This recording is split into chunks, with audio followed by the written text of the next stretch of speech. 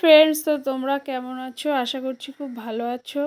আর অনেক দিন হয়ে গেল ভিডিও আপলোড করা হয় না। ফোনে প্রচুর ভিডিও পড়ে আছে, শুধু এডিটের জন্য দেওয়া হচ্ছে না। আর এখানে আমি দুপুরে চলে এসেছি রান্না করতে। আর সকালে দেখো আমি তেলাপিয়া মাছ মেটে আলু দিয়ে ঝোল করেছি, কিছুটা আছে।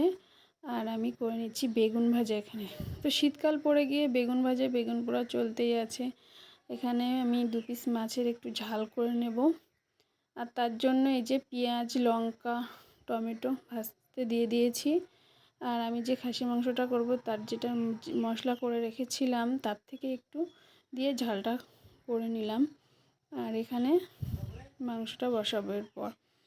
তো আলাদা করে আমার আর মশলা করতে হয়নি, ওই মশলাটা দিয়েই ঝালটা বানিয়ে নিয়েছি। আর এখানে মাংসের জন্য প্রথমে আলুটা ভেজে নিচ্ছি। আর আলুটা ভেজে নিয়ে প্রেশার কুকারের মধ্যে দিয়ে দেবো। তারপরে মাংসটা কষিয়েও প্রেশারে দিয়ে 3-4টে সিটি দিয়ে দিলেই আমার রেডি হয়ে যাবে মাংস। এখানে দেখো আমি কষিয়ে জলটা দিয়ে গুছিয়ে বসিয়ে দিয়েছি, কিছুক্ষণ বাদেই হয়ে যাবে। তো তারপরে খাওয়া দাওয়ার সময় ভিডিও আর করা হয়নি রান্না শেষে।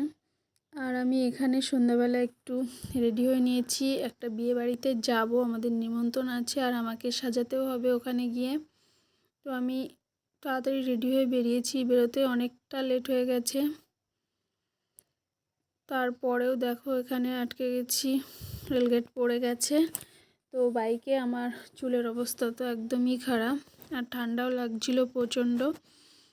তো কি আর করার, পৌঁছে গেলাম ওখানে। তো এখানে পৌঁছে আমার কাজটা আমি শুরু করে দিয়েছি। তো তোমরা বলবে কেমন হয়েছে কমপ্লিট হওয়ার পর। তো এখানে এরা বিয়ে করবে মন্দিরে, রিসেপশানটা অনুষ্ঠান করেই হবে। তো কিছু কারণের জন্য তাড়াহুড়ো করে বিয়েটা হচ্ছে। আর সমস্ত নিজেদের আত্মীয় স্বজন নিয়ে ঘরোয়াভাবেই অনুষ্ঠানটি হবে। আর ওরা করবে মন্দিরে বিয়ে, আর এটাই ওর শ্বশুর বাড়ি। তো এখানে ও চলে এসছে। তো এখানে বিয়ে হবে কাছেই একটা মন্দিরে। তো আমি একে একে সব কিছুর গুছিয়ে সাজিয়ে দিচ্ছিলাম।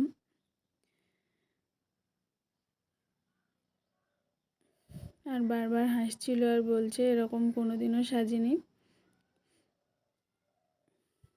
তারপরে তোমরাই বলো কেমন হয়েছে সাজানোটা। তারপরে এখানে ও কিছু বিয়েতে বসার আগে কিছু সেলফি তুলে নিচ্ছিল ওর ফোনে।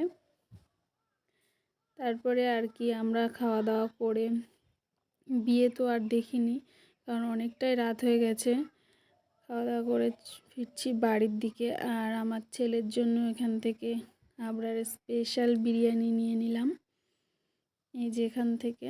তারপরে দেখো রাস্তায় প্রচুর কুয়াশা, এরকম ধোয়া ধোয়া মতো লাগছে। তো এখন যাচ্ছি বাড়ি, বাজে রাত 11টা মতো। দেখা হচ্ছে পরে আরেকটি ভিডিও। টাটা।